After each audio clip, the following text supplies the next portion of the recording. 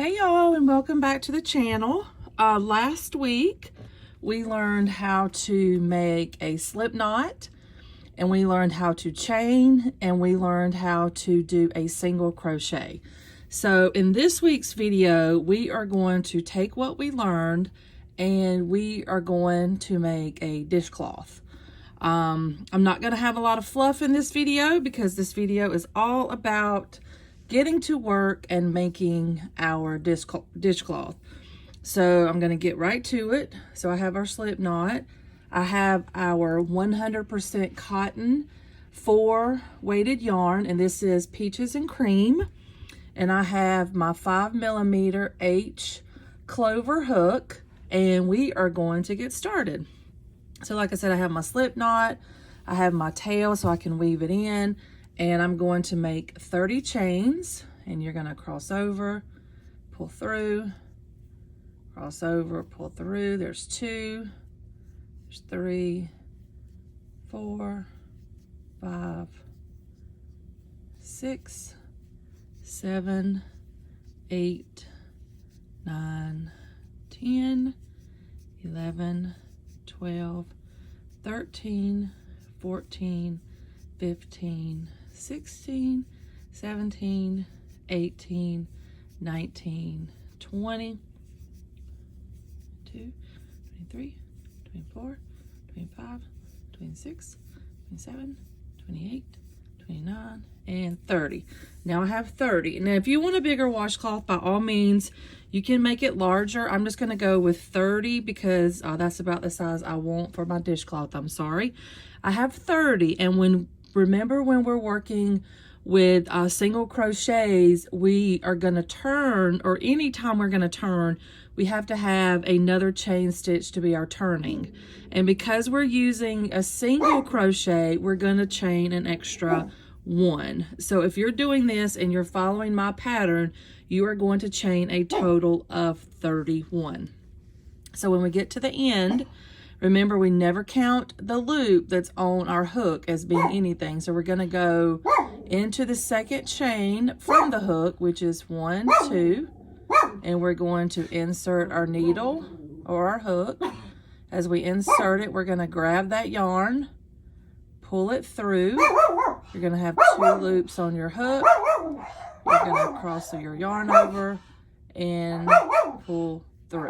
That is your first single crochet. I apologize for the dogs barking. So we already have a single crochet in that particular chain. So we're going to go to the next one.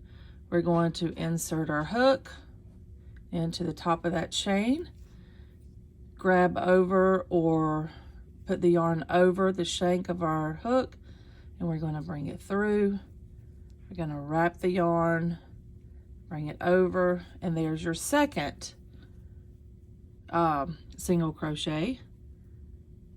So we're going to go to the next chain.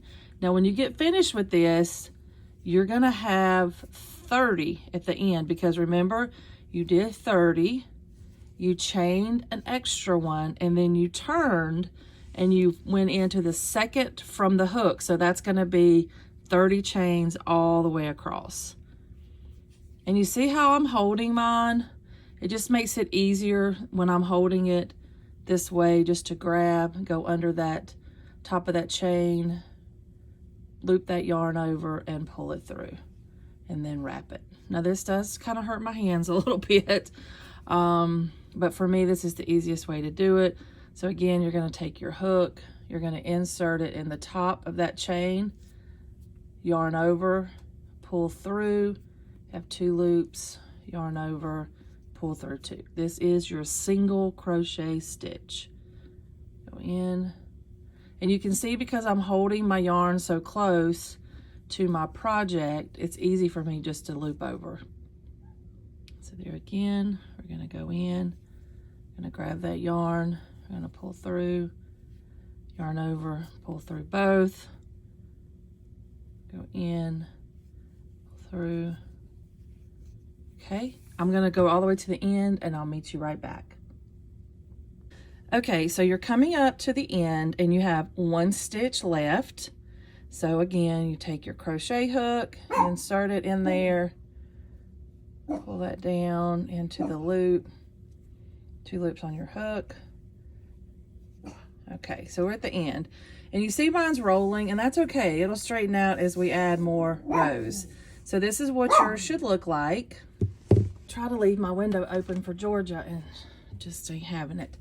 But it will straighten out. So if it's rolling, don't worry about it. You just do want to make sure that you are getting your single crochets on the correct side of your foundation chain. Okay, so I'm at the end. And remember, I've got to turn and go back. So when I'm working a single crochet, I always add 1 chain as my working turning chain, whatever it's called. So now I'm going to turn my work, and I've got to come back the other way. So you're going to do this 30 times, and you see that hole. You're not going to use the turning chain. That chain does not count. You're going to start in that first single crochet, and let me see, you see where that hole is? You're going to go underneath those 2 V's. So you want to make sure that you're going under there. You're going to grab your yarn like you have in the past, and you're going to bring it through both of those V's, loop over, and pull it through. Put your hook underneath, just like this. There's your 2 V's. Your hook's underneath it. Grab your yarn, pull it through, loop over, pull it through. And that's what it's starting to look like. If you accidentally go through just the 1 loop, it's going to start forcing a border, or not really a border, but it's hard to explain it, but you want to make sure, and you see I messed up, so I got to go back under. So you want to make sure that you're taking your hook and you're going under both of those V's. Okay, so I'll try to do it like this. Take your hook, go under both of them just like that. Grab your yarn, and as I said in the last video, you want to make sure that you turn your needle or your hook to the side. I don't know why I keep calling it a needle. You turn it to the side and grab it, because if you're trying to do it like this, it will never work. Okay, and you're just going to do this all the way down, and if you're counting, you should have 30. And sometimes it's hard to see where you should be putting, because you see those 2 rows of yarn, and you know, sometimes people think, oh, I got to go under, but you want to go, if you look at it from the top, you just want to stick your hook underneath both of those V chains, or those V's.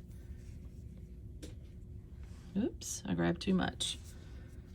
That's one of the problems with cotton yarn, is it starts splitting, and you just want to go under. And depending on, I mean, you can see sort of like right there, that's where the hole is for you to go under those 2 V's. And most of the time, if you're using the correct needle size for that yarn, well, I got myself a little hole right here. And what I mean by that is if you're using the needle or the hook size suggested by the manufacturer on your label, then you should be able to see that little opening. So here for mine, there's my suggested hook size, and I'm using the suggested hook size, which is why I'm able to see that. Sometimes if you go too small with the needle, then with the hook, you will have a hard time doing it. So you just go under. So you go under again. The way you're holding it, and it does take practice to hold it, but if you're holding it similar to the way that I am, when you go underneath there, it's going to make it easy for you to grab that yarn. If you're not holding it like I am, all you're going to do is wrap it, pull it through, wrap it, and pull it through. So the single crochet, go through the loop, go through 2, grab your yarn, pull it through, 2 loops on the hook, and you're going to do this all the way till you get to the end. So I'm going to stay with you till we get to the end, and we're going to go back the other way. And then you're going to do this on your own. And then you're going to do it for as many rows as you want. until you feel good about your size of your dishcloth. And then we're going to come back together next week, and I'm going to show you what to do at the end. Okay, so we're here on our next row. This is our second row. And when you get to the end and you start making your rows, it looks kind of wonky because sometimes you look at it and you think, oh, especially newbies, and I did this too, you're not really sure about that particular stitch, but that is a stitch, and you can see that you do have the V, so you want to put your hook under just like before. And sometimes when you get to the end, it's a little struggle, so you might have to force it just like I did. Loop your yarn, pull it through. All right, so now we're at the end of row 2. So we're going to do just like we did before. We're going to make that turning chain. I'm going to turn it and go back the other way. Okay, so I want you to keep making this for as many rows as you want to. Remember that you have 30 stitches each time.